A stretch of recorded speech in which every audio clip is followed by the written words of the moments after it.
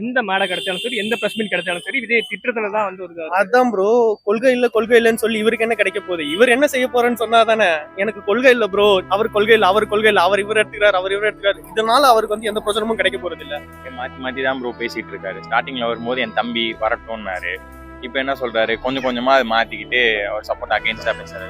அதே மாதிரி if in case நீங்க சொல்ற மாதிரி விஜய் பத்தி அவர் பேசாம அவர் அட்டாக் பண்ணி அவர் சொல்ற ஸ்டேட்மெண்ட்டுக்கு அப்போஸோ ஒண்ணுமே கொடுக்கலன்னா எனக்கு தெரிஞ்சு அந்த அவர் என்ன பேசுறாரு வராரு அவர் ஸ்பீச் எதுவுமே ரீச் ஆயிருக்காது.